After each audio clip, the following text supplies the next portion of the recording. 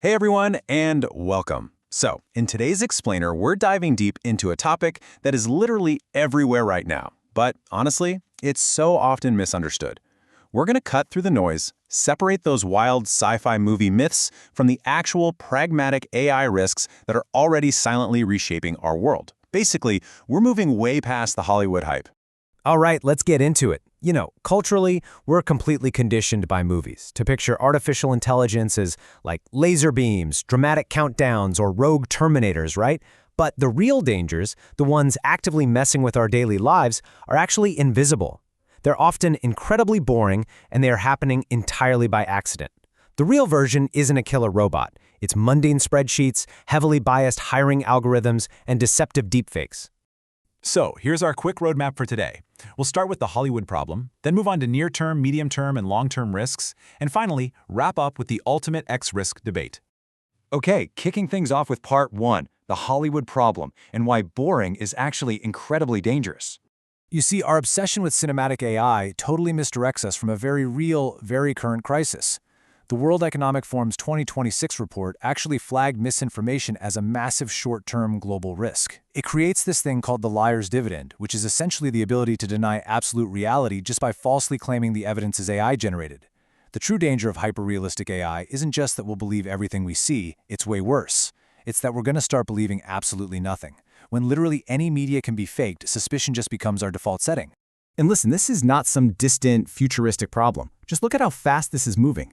Back in 2025, a deepfake video effectively derailed Ireland's presidential election just days before the vote. By 2026, deepfakes crossed a terrifying threshold where they lost those telltale visual glitches that used to give them away. Democracy absolutely relies on a shared, factual foundation, and AI is quietly eroding that foundation, literally one pixel at a time. Which brings us to part 2, near-term risks, or what is literally happening right now.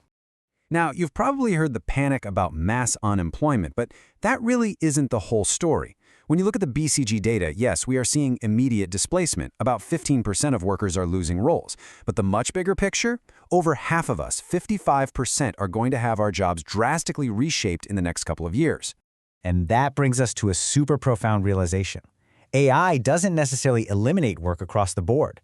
What it actually does is eliminate the entry points into work. Think about the junior developer coding routine stuff, or the creative assistant resizing images. Those entry-level roles are just drying up because those routine tasks are now easily outsourced to tools like Copilot and Midjourney. The senior, high-level roles, they're still there, but the apprenticeship pipeline that traditionally builds those young workers into seniors, that is fundamentally breaking down. Beyond disk jobs, we really need to talk about who actually controls this tech. The AI Now Institute's 2026 report paints a pretty stark picture of concentrated power. We're looking at a massive oligopoly. Microsoft, Google, Meta, Amazon, and NVIDIA. They own the computational resources, and they hoard the talent. They're quietly rewriting the social and economic rules of the game, deciding how we work and what we see, and they're doing it entirely without any democratic accountability. And underneath all this hype, well, there's a wild economic reality. Just look at the cash burn numbers for 2026. Anthropic burned through $5.6 billion, and OpenAI lost $5 billion. These giants don't actually have imminent, massive profit-making use cases right now. They're surviving purely on giant blank checks from big tech, all driven by this strategic imperative to completely own the foundational infrastructure of the future. Moving along to part 3, medium-term risks. What's coming up next? So back in 2025, the UN Secretary General explicitly called for a legally binding global ban on lethal autonomous weapons. But here's the terrifying truth. The technology for these weapons has completely blown past international diplomacy. Militaries are incredibly drawn to autonomous weapons for one chilling reason: they completely remove that critical human barrier. No hesitation, no doubt, no moral reckoning before pulling the trigger. And naturally, this raises a huge, chilling legal question. If an autonomous drone makes a fatal mistake and takes a civilian life, who exactly is accountable? Is it the original programmer, the military commander, the machine itself? Under the current principles of international humanitarian law, the practical answer right now is no one. Now let's talk numbers. $7 trillion. Goldman Sachs estimates that generative AI could inject a staggering $7 trillion into global GDP over a 10-year stretch. That sounds amazing, right? But remember, GDP is just a giant average.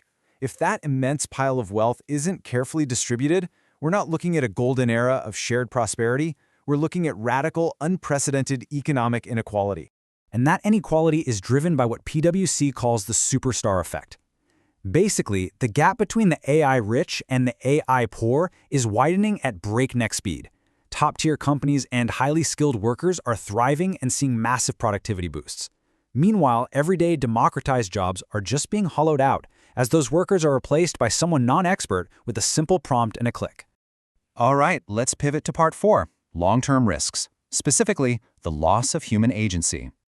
You might have actually heard of the alignment problem. People love to use the paperclip maximizer thought experiment. An AI is told to make paperclips, and it optimizes so relentlessly that it literally destroys the world just to harvest the matter. And look, while that's intellectually fascinating for researchers and matching AI to human goals is important, we absolutely cannot let a sci-fi scenario distract us from a much more insidious, slow-moving threat that is happening to us right now. A landmark 2026 study by Lee and Kunz mapped out this terrifying 3-step sequence. Step 1. Efficiency. We outsource our thinking to AI to save time. Step 2. Complacency. Because it's usually right, we stop checking its work. And Step 3. Systemic cognitive atrophy. We are voluntarily surrendering our epistemic sovereignty, meaning our basic ability to form our own independent beliefs, until AI just becomes this permanent, unavoidable cognitive crutch. We aren't being conquered by machines, we're just slowly forgetting how to think for ourselves. Finally, let's look at part 5, the X-risk debate, and why some people are truly terrified. The world's absolute top AI experts are fundamentally divided on how this whole thing ends. On one hand, you have pioneers like Geoffrey Hinton warning of an inevitable existential threat and mass job replacement. Then, on the totally opposite side, Jan LeCun calls this doomerism, arguing that current AI is way too limited to end humanity. And right in the middle, you have Darnio Amodi, advocating for a nuanced path. Basically, we can't ignore the extremes, but we absolutely have to allocate our resources proportionally to the real-world harms that are actually happening today. So what's the ultimate takeaway here? The boring risks, the algorithmic biases, the total collapse of shared truth through misinformation, the structural hollowing out of the job market, these are the things that deserve our absolute undivided focus right now. We cannot afford to be distracted by a Hollywood apocalypse when the literal foundations of our society are shifting right beneath our feet. I really want you to think about your own daily routines and your own reliance on these intelligent systems. Are you voluntarily surrendering your own judgment just for a little convenience? I challenge you to fiercely protect your independent thought. Will we become too passive in the face of power we have already surrendered?